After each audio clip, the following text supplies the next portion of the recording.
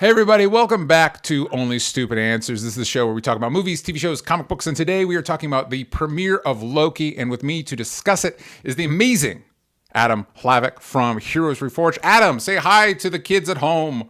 Hello, kids at home.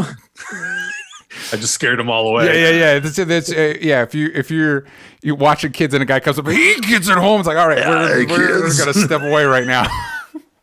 I gotta go. Yeah, I'm so excited to talk to you kids right now. It's good times. I'm excited to be here. I'm excited to talk about the show. I am very excited to have you here to talk about this show. Let's dive right in. This is episode 1, Glorious Purpose.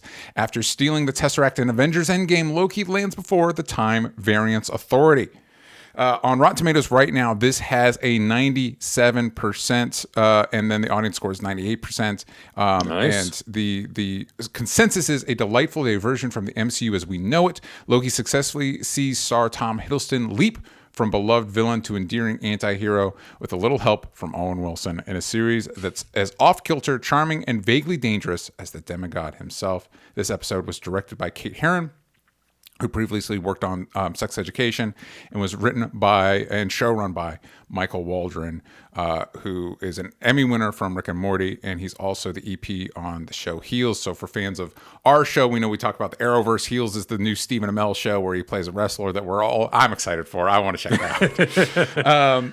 Cool. So when they talk about in this directly stems from Avengers Endgame, they are not kidding, to the point where our opening sequence is that one bit. And it's weird to say it's from Avengers Endgame because a chunk of it is from Avengers, but it's the splinter of Avengers Endgame where Loki steals the Tesseract. He ends up in I just completely in the desert. He ends up, I forget what we say. Mongolia. Thank you. And literally immediately, Wonmi Masaku and the rest of the TVA, which, by the way, if you're a fan of Lovecraft Country like I am, it was great seeing her on my TV screen again. She shows up with the TVA and she immediately abducts him, hits him real hard in slow-mo time, and takes him 1/16th speed. 1/16th speed. And then we get our introduction to this fantastical bureaucratic world that is the TVA. He has to sign paperwork for literally everything he's ever said. He has to wait in a line. He has to pull a ticket for a line that doesn't exist. And he gets brought in front of Gugu Mbatha-Raw's Ravana Renslayer. So, Adam, with this I think this all happens prior to our opening Loki title sequence. Yes. What are your thoughts on the introduction to the TVA, the Time Variance Authority?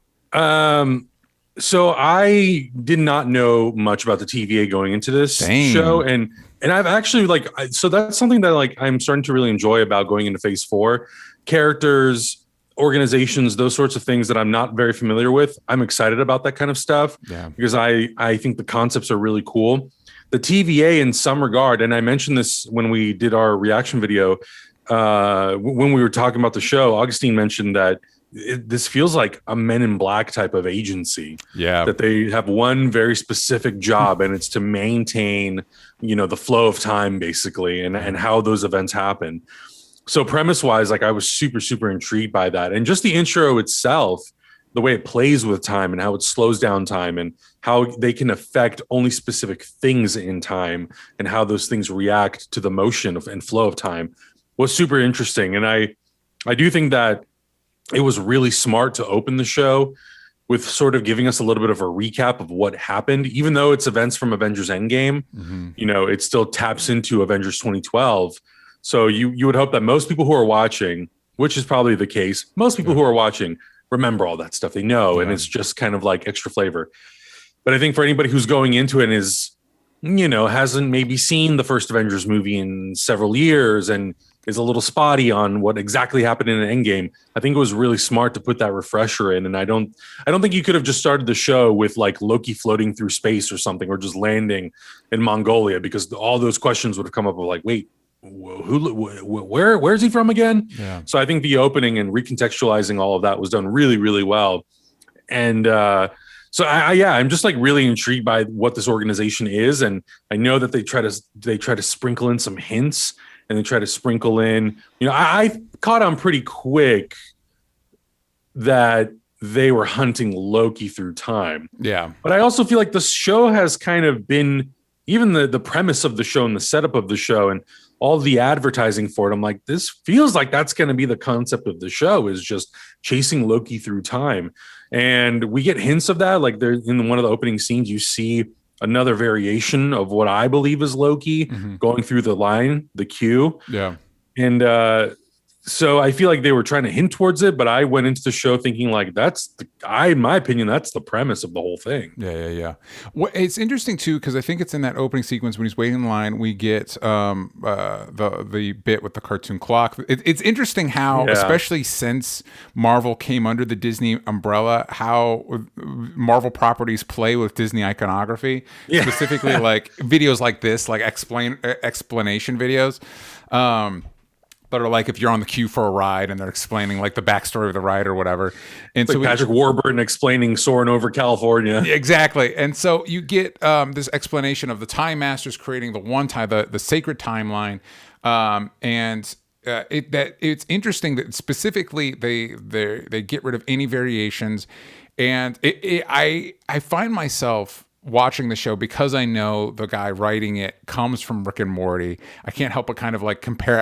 I might throughout the episode compare it to Rick and Morty just because of that. But I know Rick and Morty has kind of a hard and fast rule to not do time travel stuff, because eventually it's a snake that eats its own tail, literally in the case of the snake episode. But when they were talking about that, a couple questions rose to my mind. One, because Steve left at Endgame to go back and restore things. I don't know how that plays into this. That's it. That was the culmination. Yeah, that was the culmination of like, so what does that mean for Loki stealing the Well, I guess they stole the Tesseract before Loki could steal it. Anyway, I'm not going to get into that, but it did. I just throwing it out there because that popped into my brain. Well, but I think there's a lot of validity to that, because I actually watched an interview with the writer this morning, and he talked about how that whole concept of how time works and how it flows and how like logically makes sense within the context of like their story and how it made sense in Endgame. They really like beat their head over the desk a few times trying to figure out like, how does this make logical sense, and is this going to contradict or line up with what Marvel has already set up previously? I'm willing to kind of give them creative leeway with a lot of that stuff, because the Loki storyline didn't exist back when they did Avengers Endgame. So like, I know that that's something that I think will get picked apart week to week to week with fans, but you know, it's like time travel is such a difficult thing to perfect. So I'm kind of like just along for the adventure, but yeah, I mean, there's just so many things that happen and you're just like, wait, but how does this now contradict everything that's happened before? Exactly. And the going with that, the way Avengers Endgame tried to move around it is that there is no changing when you go back and you change something, now that's a branch timeline. Yeah. And then the opening video in this opening sequence very clearly says, no branch timelines. And so, which is interesting because we've literally got Doctor Strange's Multiverse of Madness coming down the pipeline. Rumors are heavily suggesting that Spider-Man No Way Home is multiverse adjacent. WandaVision looked like it was going to play with that, but as I think back on it, really didn't. What? I think the question is, so either we're going to find out that the Time Masters, because Loki's very dubious about the Time Masters, are lying, or the events of this series allow for there to be a multiverse as we understand it. And I think I'm kind of leaning towards maybe the Time Masters are lying, because the Avengers definitely created a bunch of branch timelines. And granted, Cap's supposed to go back and snip them off. But and I think also, I think the whole concept of what do they call it? It's like the perfect timeline. What do they call it? I think it's the perfect timeline, or I think it's the sacred timeline. Sacred timeline. Yeah. So I don't know. I feel like that's how you convince the TVA to basically like do what they're doing. Yeah. Without actually telling them like, well, in fact, there are branching timelines that you don't know about, that we haven't told you about. Yeah. For you to keep kind of in check. So I think the sacred timeline is like, I don't know. To me, that is the ideal, but I think the reality is that there are branching timelines that even the TVA doesn't know about it. I don't know. Maybe that could end up being part of the story. Yeah, I don't know. We'll kind of see there. But yeah, I think when you start bringing in these concepts of the multiverse and Doctor Strange literally having that in the title, I'm like, okay, well, is TVA now going to end up showing up in that movie? Yeah. Are we going to see sort of like the rippling effects of what the Loki show does? Like, how closely is all that stuff tied together? Because yeah, I think it's like with time travel and all those concepts, it's a slippery slope, and very quickly, those things can all those rules can kind of break apart. So before we move on, the Time Variance Authority first appeared in Thor number 372. Without justice, there is no peace. And we'll probably dive more into their comic history and later reviews. So after our introduction, we are then introduced to possibly the MVP of the show, which is Owen Wilson as Mobius. Wow. Yeah, wow. Oh, wow. And he is at a church. He's hunting down a very dangerous variant. And because this episode is a spoiler review, and we're going to assume that you watched the episode, and if you haven't, go watch it and then watch this. We find out later that this variant is a variant of Loki, another variant of Loki. I guess I probably should have preemptively told people I was going to talk about spoilers in the beginning. That's on me. It's I should have said it at the top, but we're saying it now. But the assumption is that you've watched it and then you're with us now. If you're watching this, you haven't watched the show. I'm like, what are you doing? Yeah. We were assuming you've watched this, and then the 10 years and 20,000 movies that have come before it, all of Agents of S.H.I.E.L.D., all the Netflix shows, they don't matter now, but we expect you to have watched them. I actually thought that was hilarious that they hard confirmed Coulson's dead. Coulson's dead. Although this would be it is interesting with what they're doing, because I hadn't thought about it, but there were rumors that Doctor Strange was going to show up in WandaVision, and we found out that was the plan, and then it ended up not happening. It's like, but he really, because Loki and Doctor Strange have met before, that is pretty organic. Yeah. And if you were going to bring Coulson back in official capacity, this is kind of the show to do it. For sure. And even it'd be wild if we really dive into the multiverse and it is the Coulson from Agents of S.H.I.E.L.D. that come back. That would be crazy. Anyway, whatever. I think there was an episode where it's heavily implied. I think it's late. It's one of the later seasons that is heavily implied that perhaps the whole Agents of S.H.I.E.L.D. show is a dream that Coulson's having as he dies in Avengers.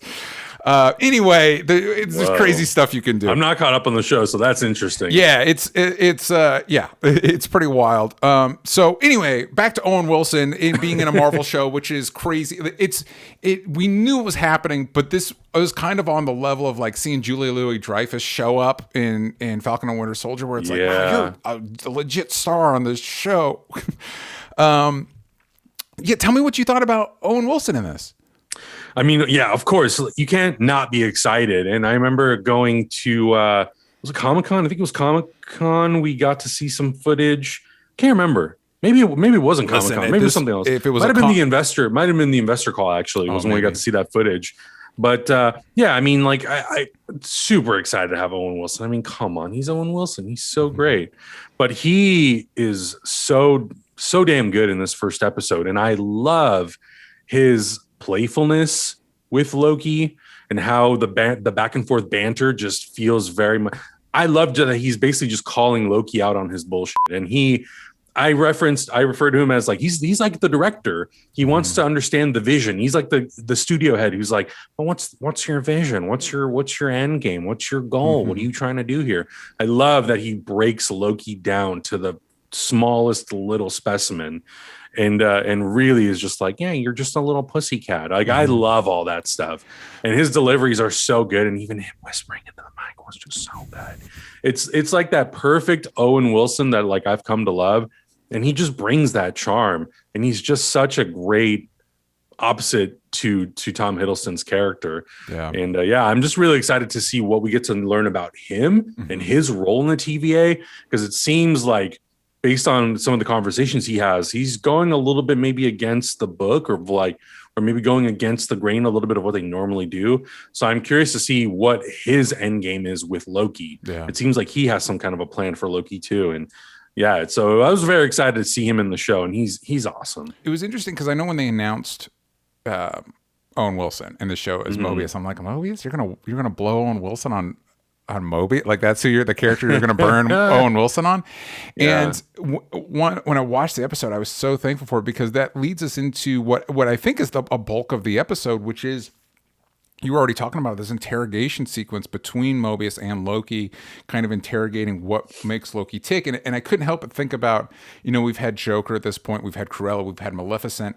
And, on the one hand, with like the Maleficents and the Cruellas, they kind of rewrite the story so that those characters are just heroes. They're just misunderstood heroes. And Joker, of course, is doing something. Justifying the character is probably not the right way to characterize it, but you've seen Joker, you know what I'm talking about. Anyway, yeah. It's somewhat contextualizing. Yeah, and it's interesting there's no revisionism with this. It's just a direct confrontation with like, hey, here's the stuff you were doing. Why? Here's what you did, dick. Yeah, here's what you did. Why though? Like why? What motivated you to do this? What? And I do think there is a tricky tightrope because as people that watch these shows and enjoy this stuff, Loki's entertained. There's a reason Loki keeps popping back up because Tom Hiddleston's great in the role. He is easily the best part of the first 2 Thor movies, and so. He's charismatic. He's likable. But you don't want to wash away. Like it's one thing to point at Coulson. He killed Coulson, and that's not necessarily justifiable, but understandable in that situation. Enemy combatants kind of a thing. But he also, I guess, directly, indirectly murdered a bunch of civilians, and so it's like you don't want to like just be like, Loki's cool now. So I'll be interested to see. We touch on it a little bit here. I'll be interested to see if they really engage with that anymore. But no matter what, this, and having seen episode 2, no spoilers for episode 2, I like the fact that the show seems to understand its bread and butter is these two in a room together talking about stuff. Like, just talking about, like, why do you believe what you believe? What are you trying to accomplish? What are you, with each other? That stuff, anytime the show settles into that rhythm, I get really engaged. I totally agree with you. And I saw some comments from in our Discord. People were saying like, it's really weird to see people on social media say that it was boring, because I think like there's a section of the fandom, and it's not just Marvel, it's the same for DC and Star Wars and all that stuff. Whenever we get into the moments like you're saying where we're really trying to get into like the nooks and crannies of like, who is the character? Why is the character? What's the purpose of the character? How is this character inevitable? And what does it mean? I love that stuff too. And I think to me, that's the most important stuff. And that's the reason why they made these shows. Yes, the spectacle is amazing. The action is amazing.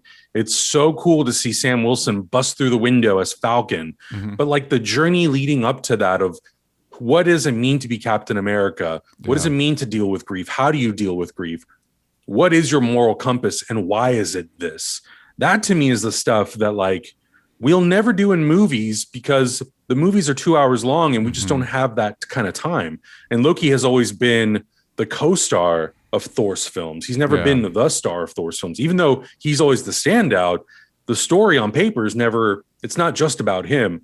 So I think now we have that opportunity where we can really sink our claws and dive deep into the anatomy of a character like this. And I mean, he even calls it out. He's like, I do this because like, that's kind of like what I meant to do. That's my role in this world. And I love that stuff. I think maybe if I was younger, I probably wouldn't have been so into it. But now being older, like, we ask those questions of ourselves every day, like, what is our purpose? What am I meant to be doing? What am I meant to aspire to or inspire? And I love that these shows are doing that. And I think this one is written so well. And I think Owen Wilson and Tom Hiddleston and Kate Herron, the director, like really understood what the objective was, especially of this episode, because this episode really like it dives in head on. Like it doesn't waste any time from the moment the show starts, like we're in it. And I love that immediately. It's like, well, I want to know like what's making you tick and why are you doing this and what justifies you to do that stuff. And I just love breaking down the characters to like the smallest atom to figure out exactly like what those motivations are. And I love the use. It's so crazy to me that Thor: The Dark World has become the movie that I feel like Kevin Feige is secretly putting on a redemptive path because they use moments from that movie to really like help sell certain events and emotions. Yeah. And Frigga's existence and her death is such a motivating factor for both characters. Yeah. And I'm really excited. I thought, and I loved the fact that, he got to see basically his entire timeline of events all the way to Infinity War, because I think like that's going to be super important for where this character ends up in the next 5 episodes. Of course, Loki being Loki, he briefly escapes, which leads to possibly one of my all-time favorite jokes in the MCU, because he arrives at the Time Variance Authority with the Tesseract, and it's taken from him, and he goes to the guy. I need to look up the actor name, but it's Pillboy from A Good Place. Eugene Cordero, I think his name is. He's so funny. It's so cool to see him. That's been another joy of these MCU shows, is seeing these little actors pop up in roles. And Loki, he's like, yeah, it's in the drawer. There's the fun exchange of what a fish is, and then which did lead to the question of like, where did the Time Variance people come from? Are they like born and bred in the time? Anyway, are they like Matrix babies? Yeah, like anyway, whatever. That doesn't matter. But he opens the drawer and it's just littered with Infinity Stones. And it's great on 2 levels. One, it's hilarious that this thing that the MCU was built around for 10 plus years here don't matter. But they also spin it into and it's all sold to Tom Hiddleston's acting, where he realizes basically his entire existence is kind of a joke. Like in this context, it doesn't matter. And that's what leads he goes back. That's when he finds out that he dies at the hands of Thanos. And also a little showing, not telling, like so much of Loki's reaction to that. And you could have a line of exposition being like, oh, but I was working for Thanos and then he betrayed me later. You don't need that. You need Tom Hiddleston's face and his reaction to that. And then me as the viewer, like, oh yeah. Great. Loved it. I totally agree. And I think it's so, I was never a fan of the sort of like taking the gas out of something like that. So one frustrating moment for me in the MCU was, and people loved this, a lot of people loved this, was when we found out that Nick Fury getting his eye like scratched out was because of the cat Goose. Hate it. I'm 100% with you. I think that's one of the worst things the MCU has ever done. I was not a fan of that at all. And I was worried that like, oh, are we going to take all these big events in the MCU and we're really going to underplay their importance and what they really mean to because I'm like, come on, man, Nick Fury losing his eye like that should be something big. And it's such a key that moment in Winter Soldier where he's like, I lost it for someone I trusted. It's a promise that for me, the other things I compare it to are was it Dick Boner at the end of WandaVision? Totally. And honestly, calling the snap the blip, it just feels like you're undercutting something that's like, this is important though. Like, those are the same. Dick Boner for me was like another big one, and I was like, oh my god, really? Okay, it's whatever. One of those like it's like you're laughing at me instead of laughing with me. Yeah, exactly. So I wasn't crazy about that, but this, like for whatever reason, I was just like, man, this is really really good. This doesn't take the wind out of the sails for me at all. Like this, if anything, is giving us a macro look at the universe. Yeah. And helping us understand how outside of Midgard, outside of Earth, like how the things like the time variance of that scale and of that importance look at the events of the Infinity Saga. So I feel like it didn't take anything away. It actually made me more interested to understand, like, okay, well, if a big event like the Infinity Saga is looked upon by like the Time Lords like that, what about other events that are happening in other parts of the universe? So it was interesting and I loved it. And I think to your point, Tom Hiddleston's reaction to it all is just like, is this the ultimate power? I was just like, man, this is really, really good. Well, and I think that's what makes it okay is that, or at least more palatable, because it doesn't undermine what came before. It contextualizes it differently. It's telling you these people are operating on a different scale, and it also helps explain, like, because one of my critiques, and I think it goes back to, again, I'm comparing to Rick and Morty, where like Rick and Morty's anarchic, or more Rick's anarchic nature, dangerous anarchic nature is almost like comparatively, like Loki's kind of like defanged here, and I do think it's by couching it in this thing like, oh, I know it seems kind of bureaucratic and not a big deal, But part of that is the fact that Loki's actually dealing with something bigger than most of our other characters have dealt with so far. And that's why, even though he's the god of mischief, he actually is a little, if not outgunned, at least operating in an environment where his normal tool set doesn't work. Totally. And that was actually one of my favorite. Him trying to him having a butt clenching moment of trying to use his powers was great. Yeah. But I agree. I think it's really cool to you're pulling everything out of its element. Like nothing is in its element in this. Yeah. And I think that's what adds the intrigue for me, at least, and kind of makes me excited, because I think if it was a world where only Loki couldn't use his power, but it had other Avenger type of characters and they could all use their power because they're allowed to or whatever, then I'd be like, oh, it's not that exciting. But the fact that literally no one is in control, only the TVA is in control, makes it that much more exciting. Yeah. So we've got a few questions here from the Discord. We've got Danny asks, do you think the villain we see at the end, this leads us to the final sequence where they're a team of TVA. We've been hearing about this variant Loki taking out teams of the TVA. They show up in this field and are taken out by a hooded figure that we don't see. And that figure takes one of their items, this detonation device that's supposed to kind of reset the area. It disintegrates stuff. That's what it does. And this variant takes that. So do you think the villain we see at the end, if it is another Loki, will they be also played by Tom Hiddleston, or could we get a different version of Loki? Also, could the series lead us up to Kang the Conqueror? I do think that it's a variation of Loki. I don't think it's Tom Hiddleston. I think it might be a lady Loki. Mm-hmm. And in terms of Kang the Conqueror, we've had conversations of whether or not this would be the right time and place to sprinkle the seeds of Kang the Conqueror.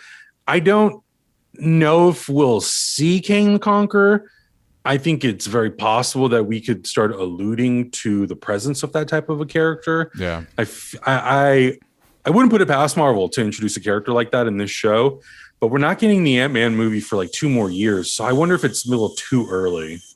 Yeah, it might be a little too early. I will say the depiction of the Time Masters does bear some resemblance to the traditional depiction of Kang.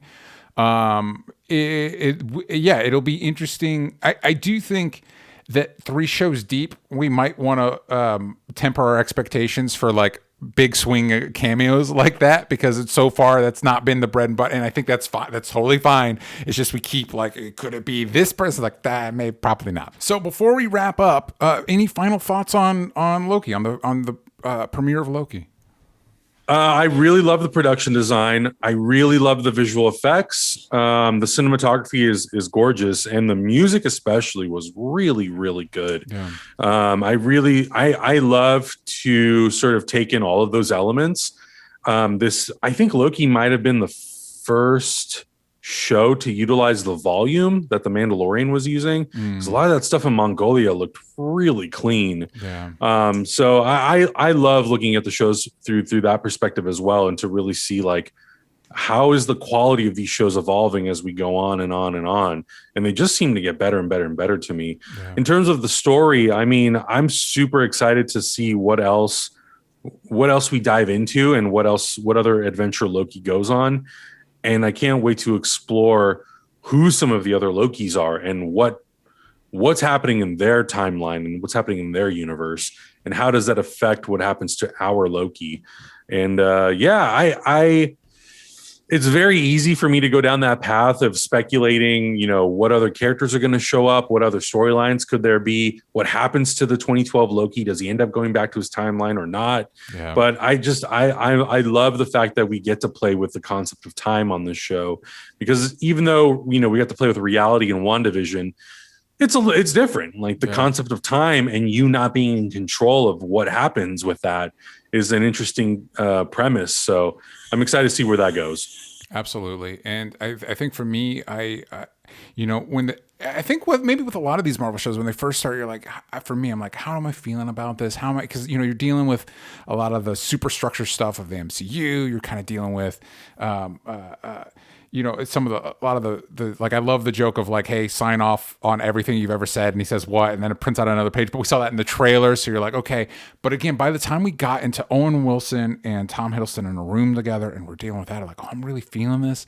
And then similarly in episode 2, like a lot of, interestingly, this isn't your typical pilot show order situation, but episode 2 still has its own like second pilot feel.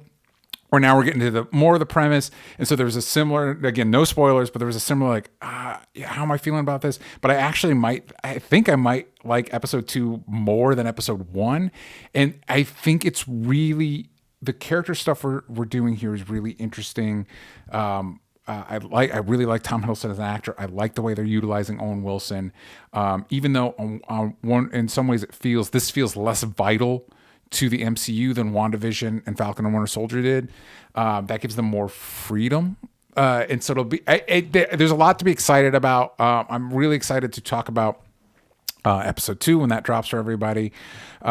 So let us know in the comments what you all thought. Because you all watched it, or else we just spoiled the whole thing for you. Let us know what you thought in the comments down below.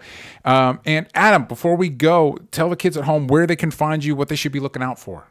Sure. Yeah. All my social media is just my name, Adam Hlavac. Very easy. We're doing weekly reaction videos for Loki on our channel, Heroes Reforged. And so like that and Superman and Lois are kind of the big things that we're working on right now. And I'm doing, both shows are good. I don't know if you've seen Superman and Lois, but I love that show. I'm not caught up on the most recent episode. Same. Yeah. But other than that, I'm caught up. Yeah, and I'm really enjoying that show. Same. So that's what we're doing over on our channel. So if you want to come check those out, do so. And I love talking to people on social media about these shows. So if you have any questions or anything that you want to drop, hit me up on Twitter. And thanks so much for having me, man. It's always fun to talk about this stuff with you. Dude, I love having you on. Thank you so much for being on. For me, you can find me everywhere that matters at DJ Talks Trash. Please go to hellbentcomicbook.com. That drops June 15th. So that is next Tuesday.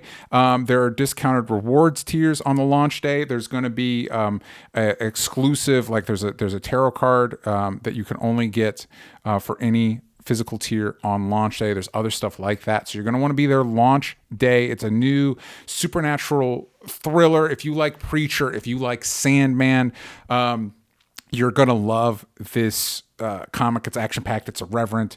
I'm very proud of it. I wrote it with my good friend Jana July. Heather Vaughn is on art.